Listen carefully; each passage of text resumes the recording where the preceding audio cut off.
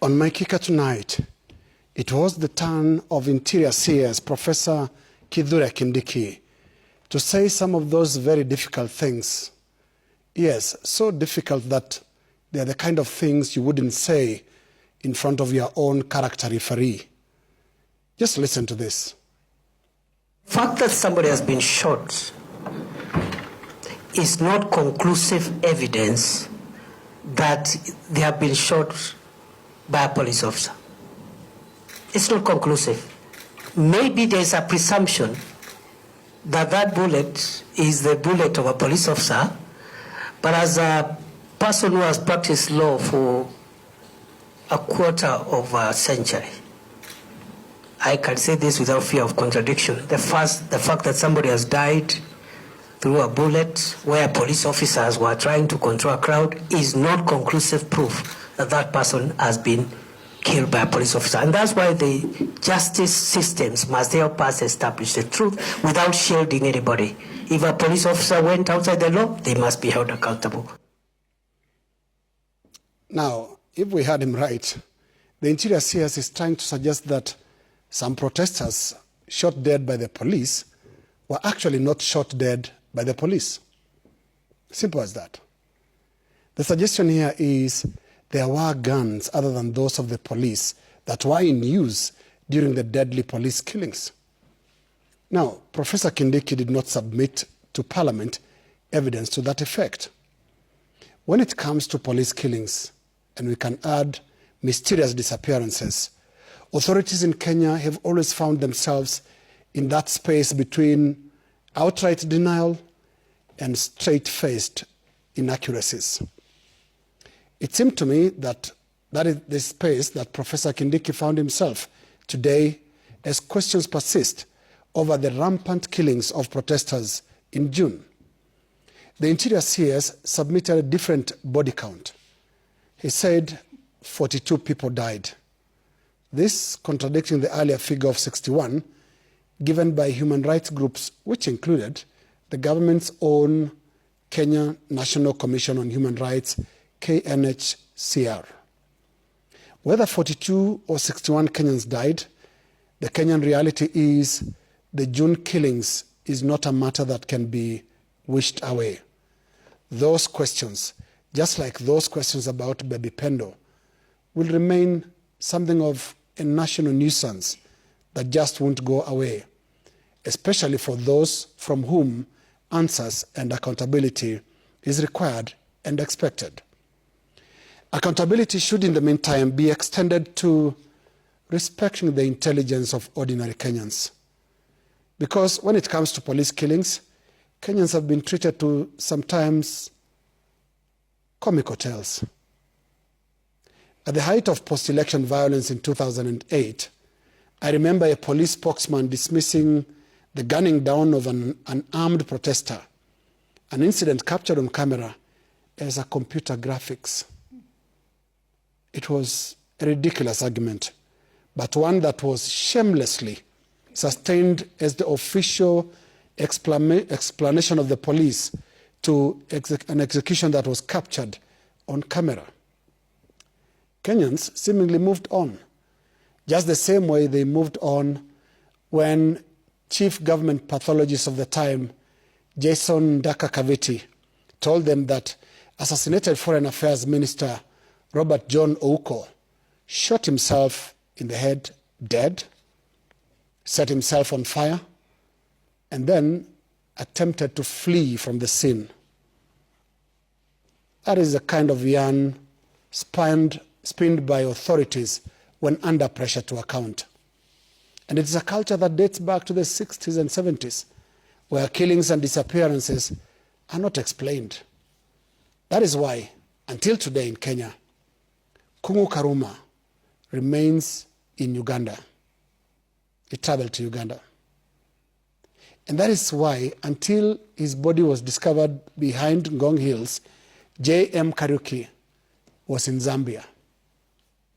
And that is why, if you believe this trail, some protesters shot themselves dead exactly 3 months and a day ago tonight. That's my kicker.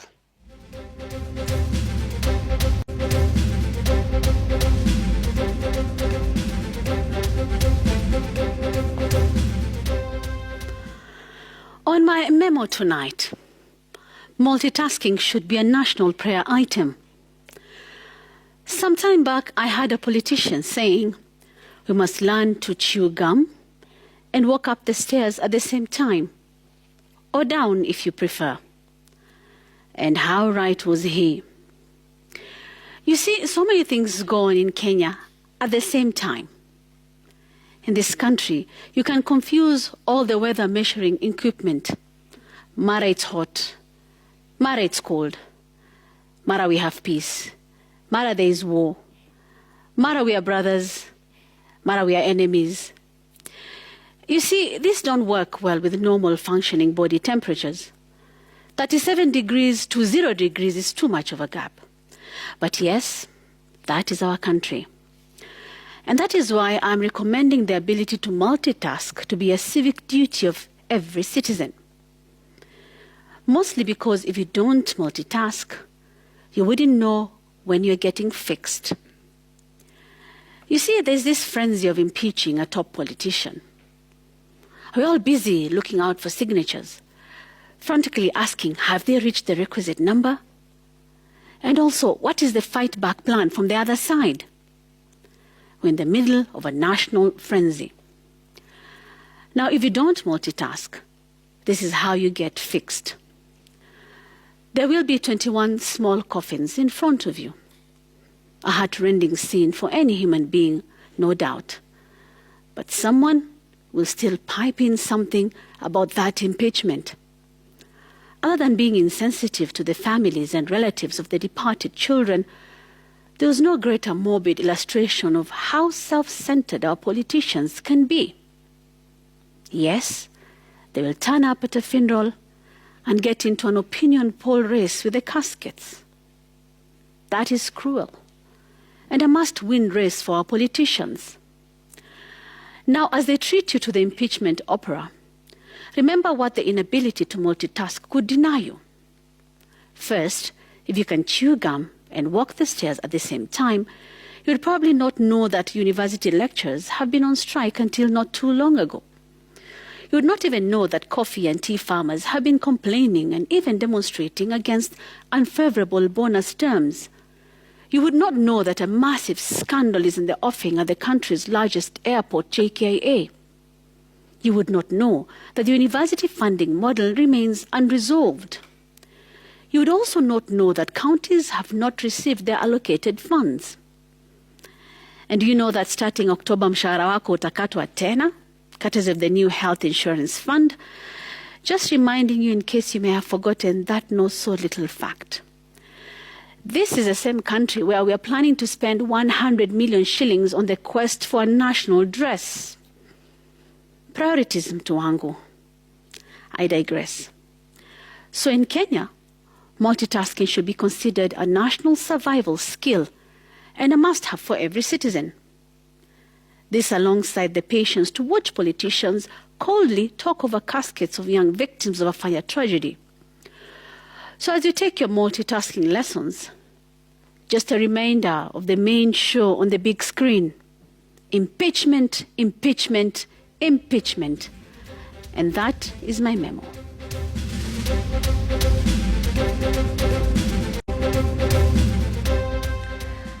Do you trust your government? Do you trust them to always do what is right for you? And do you think they make decisions that are in your best interest? I ask this because from what we're seeing lately, I'm not sure how to answer that question myself. From Maisha Number to affordable housing, social health insurance fund, even to the new university funding model. Adani taking over big deals in energy and the Jomo Kenyatta International Airport. Even with printing our own money in a faraway land. Remember the initial secrecy surrounding the identity of the German firm that had been awarded the tender? Let's even throw in the finance bills of 2023 and 2024. What do they all have in common? Public mistrust, doubt from the people of Kenya. Why? Well, look at how they're implemented. Most are rushed. the procurement processes towards their implementation are almost always initially shrouded in secrecy. The most common words you hear these days are restricted tendering, classified tendering, or direct procurement. And we're always given some reason for this lack of openness. Avoiding corruption, or like in the case of the money printing tender, we were told that it was classified procurement due to a looming stockout of currency notes. And these responses come after relentless questioning from the people. The information is hardly provided voluntarily by the government. In fact, government officials hardly take the time to speak to us, to involve us in these grand plans they have for us and our loved ones. Instead, they begin with denials, rebuttals, and then when they eventually admit it, they're on the defensive. Worse still, they're condescending. They know better than we do. We don't understand the economy. They do. And any questions are met with such resistance and offensive responses. Take, for instance, the Adani deal. Kenyans did not hear about this proposal from their own government. It took the relentless Nelson Amenya on the X platform to reveal that there was even such a deal in the offing. Response from government? Deny, deny, deny. Then it was followed by an attempt to silence him and anyone else who dared to speak of it. Finally, acceptance that such a deal was actually in existence. Thereafter, it was what we now term as mchezo wa tauni. Inability to explain key aspects of the deal. How was it procured? How much are we paying for it? How long will they run our airports? The back and forth. At some point, you've seen the posts by even the president's advisor, basically shutting down anyone questioning him and the government he works for and all of these deals. The admittance from him and others that high-level corruption actually exists, including its justification. And haven't we seen the same with such a key plank as the National Health Insurance? Government officials who are implementing this plan can barely give satisfactory answers to a very simple question. Why? Why SHIF and not NHIF? Why the hefty amounts? Why register again? Why certain companies have been procured for the digital system? What is their mandate? I could go into the questions of the other projects, like the affordable housing one and its levy and how that came to be. But I know you know, because these are the questions that you have been asking. And the courts have then validated Kenyans' doubts and fears. The three words, unconstitutional, null and void, have rung loud in the last 2 years. Finance Act 2023, the appointment of CASs, SHIF laws, and the recent Privatization Act, all struck out for lack of public participation. So why aren't they involving us in these projects that are supposed to be paid for by us through our taxes and to supposedly benefit us? Why the secrecy?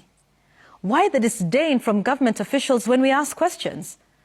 You see, it is this behavior of government officials that has continuously eroded trust in our government and the doubt that they have our best interests in mind when implementing these big projects worth billions of shillings. Folks, if you ask me, our biggest problem in this country is that we have a huge trust deficit. And who can blame us? They say one thing and do another. They say one thing and flip-flop tomorrow. They try to shut us down when we ask questions. In such an instance, there can be only one assumption to make.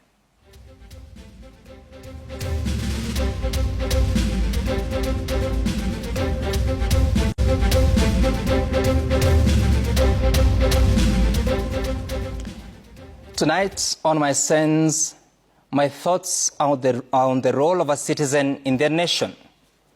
On many occasions, the word public participation has dominated many conversations. Multiple court rulings and judgments have been issued, some nullifying laws on account of lack of public participation. And yes, the judiciary has stood with the sovereignty of the people when they most needed it. But have you spared a moment and thought, How much did you know of those laws before they were declared unconstitutional? When the Court of Appeal found Finance Act of 2023 unconstitutional, how much details of the law had you consumed? You might argue that for the lack of public participation, you didn't know as much. But it was enacted and implemented in May 2023. It has been impacting on your pocket since July 2023. In July 2024, the High Court found 3 health laws unconstitutional, declaring them null and void. These laws are the basis of the current transition from the National Hospital Insurance Fund to the Social Health Authority with its 3 funds. 3 laws with drastic implication on the lives of Kenyans. 3 laws that will greatly impact on the amount of disposable income you will have from the end of October. 3 laws that the government describes as the road to universal health coverage. Early in the year, the Ministry of Health introduced health insurance packages. Some Kenyans read, some didn't. Some shared feedback, some didn't. The government, in its own way, conducted public participation, brought together selected Kenyans in different halls in what was said to be listening to their views. Well, much of these sessions ended up being moments for the government officials to highlight what they thought participants needed to hear. So, what did you hear? What did you read? What did you understand? What questions did you ask? What did you do with the answers? Those packages are becoming effective next week on Tuesday, but they have been altered with far-reaching consequences. You see, if public participation must meet the threshold that has so far been set by different courts, that of being meaningful and effective, I would suggest that citizens too must do their part in being active participants in shaping the country's destiny. Yes, leaders and especially Parliament has a role in undertaking sensitization, adequate, reasonable, sufficient and inclusive public participation on bills and policies. So please, stop saying, I no longer watch news because it's distressing. Stop saying that I would rather watch my favorite video streaming service. Well, you may, but as you do, please pay some attention. Listen to the political leaders when they speak. Then go read what they are introducing or passing in Parliament. If you choose not to, please note, a lot is happening and will still happen with serious implication on your life. When it does, what will you tell people? What will be your story? What will be your excuse? And that is my sense tonight.